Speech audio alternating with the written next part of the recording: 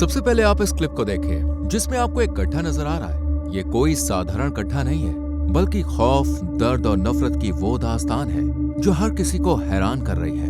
क्योंकि इस गड्ढे में 3 भाइयों ने अपनी बहन को दफन किया था। जी हाँ, वही बहन जिसको रक्षाबंधन पर उसकी रक्षा का वचन दिया, उसके साथ बचपन बीता। फिर क्यों उन्हीं भाइयों ने उस लाडली को अपने हाथों से इस गड्ढे में दफन कर दिया? आइए इस पूरी कहानी को डिटेल में बताते हैं।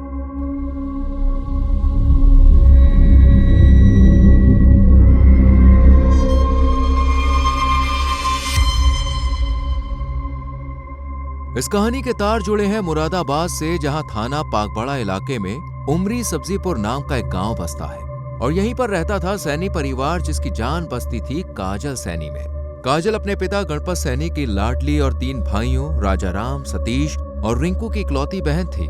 काजल हंसमुख स्वभाव के साथ साथ पढ़ाई में भी काफी इंटेलिजेंट थी और इस टाइम वो एक प्राइवेट स्कूल में एज अ टीचर जॉब कर रही थी, जिससे परिवार को कोई प्रॉब्लम नहीं थी। एक तरफ काजल अपनी जॉब और परिवार को मैनेज कर रही थी, तो दूसरी तरफ वो अपने रिलेशन को भी अच्छे से संभाल रही थी। जी हाँ, काजल अपने पड़ोस में रहने वाले एक मुस्लिम लड़के अरमान के साथ पिछले 2 सालों से रिलेशनशिप में थी। हालांकि स्कूल टाइम में दोनों अच्छे दोस्त थे, लेकिन जैसे जैसे वक्त बीता तो दोनों के दिल में एक दूसरे के लिए प्यार पनपने लगा और यही फीलिंग्स आगे जाकर इस रिलेशनशिप की नींव बनी। काजल जहाँ पढ़ने लिखने में माहिर थी और आगे भी पढ़ाई कर रही थी, तो वहीं अरमान ने स्कूल से ड्रॉप आउट ले लिया था और वो ज्यादा पढ़ा लिखा नहीं था, क्योंकि उसकी फैमिली की फाइनेंशियल कंडीशन ज्यादा मजबूत नहीं थी। पिता मोहम्मद हनीफ टाइल्स और मार्बल्स लगाने का काम करते थे और अपने 5 बेटों और 4 बेटियों की जिम्मेदारी उठा रहे थे। घर में मेंबर्स ज्यादा थे और शुरुआत में इनकम लिमिटेड थी, इसलिए पेरेंट्स बच्चों को ज्यादा पढ़ा नहीं पाए। लेकिन काजल को अरमान की कम एजुकेशन से कोई मतलब नहीं था, क्योंकि वो उसे दिल से प्यार करती थी। काजल हर रोज कॉल और मैसेजेस पर अरमान से बात करती थी और अरमान भी स्कूल की छुट्टी के बाद उससे मिलने, उसे देखने चला जाता था। लेकिन अब तक दोनों के परिवार में किसी को भी इस रिश्ते के बारे में पता नहीं था। पर एक दिन पड़ोसी दोनों को साथ देख लेते हैं और ये बात दोनों परिवारों तक पहुंच जाती है, जिससे दोनों की फैमिलीज काफी गुस्सा होती हैं और दोनों को समझाते हैं कि उनका ये रिश्ता आगे कायम नहीं रहना चाहिए, क्योंकि जहां काजल हिंदू समाज से ताल्लुक रखती थी, तो वहीं अरमान मुस्लिम समुदाय का लड़का था और इंटरकास्ट मैरिज करना नामुमकिन था। इसलिए परिवार दबाव डालकर दोनों को अलग रहने की हिदायत देता है। लेकिन ना तो काजल का प्यार कम होता है और ना ही अरमान का।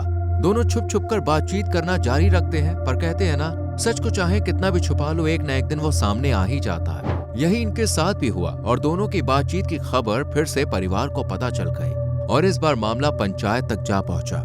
सरपंच भी अच्छे से जानते थे कि इस रिश्ते का कोई रिजल्ट नहीं निकलेगा, क्योंकि दोनों ही अलग अलग रिलीजन के हैं। इसलिए सरपंच ने फैसला किया कि अब ना तो अरमान काजल से मिलने की कोशिश करेगा और ना ही काजल उससे किसी भी तरह से कांटेक्ट करने की कोशिश करेगी।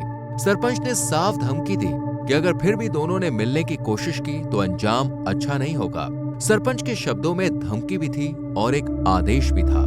इस तरह काजल और अरमान के प्यार पर पाबंदी तो लगी ही, साथ ही बचपन की दोस्ती भी खत्म होने की कगार तक पहुंच गई। अरमान के पिता मोहम्मद हनीफ ने भी बेटे को समझाया और कहा कि उसकी काजल के साथ शादी नहीं हो सकती है, इसलिए वो अपने परिवार और अपने करियर पर ध्यान दे।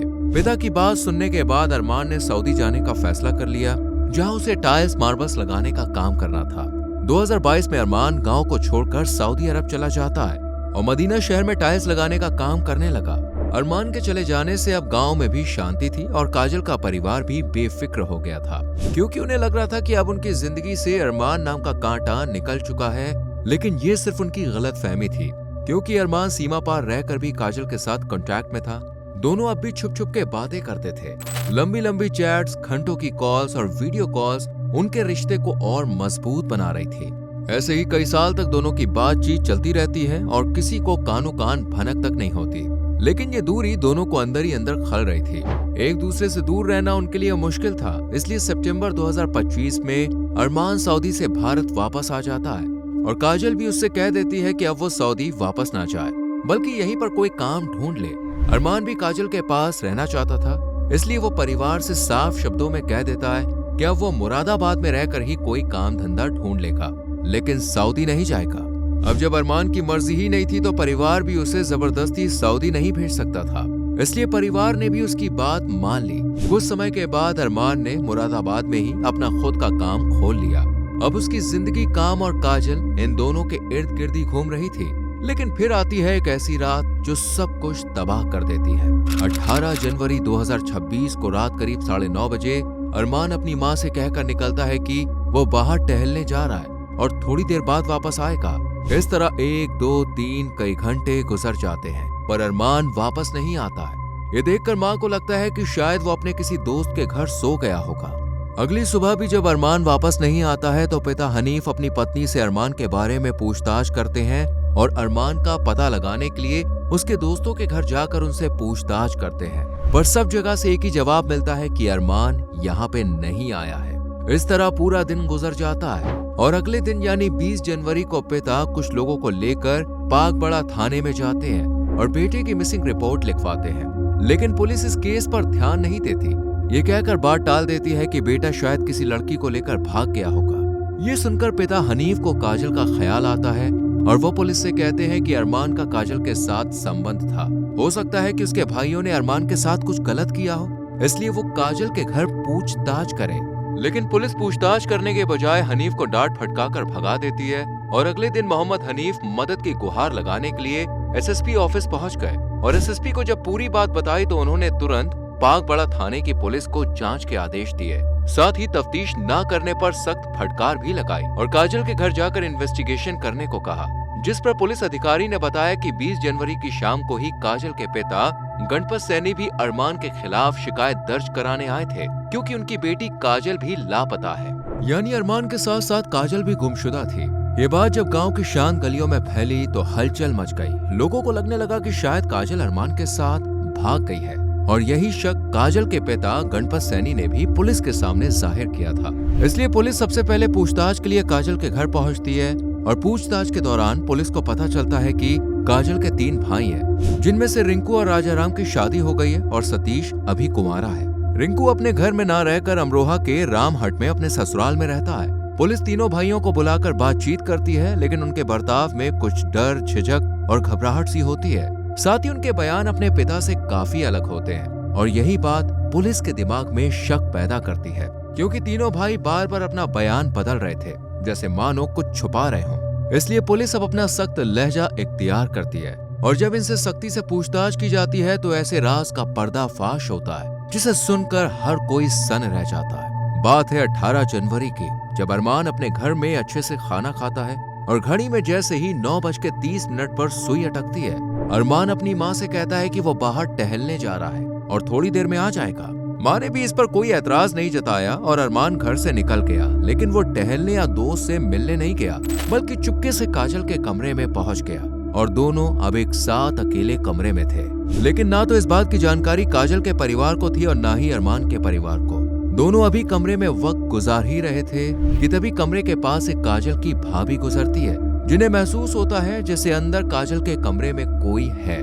भाभी का शक सीधा अरमान पर जाता है, क्योंकि पहले भी कई बार अरमान काजल से मिलने आ चुका है, लेकिन भाभी दरवाजा खटखटाने या काजल के कमरे में नहीं जाती है, बल्कि अपने पति राजाराम को जाकर बता देती है। जब राजाराम को एक खबर पता चलती है तो वो गुस्से से आग बबूला हो जाता है और फैसला कर लेता है कि आज वो रोज रोज के क्लेश को खत्म करके ही रहेगा।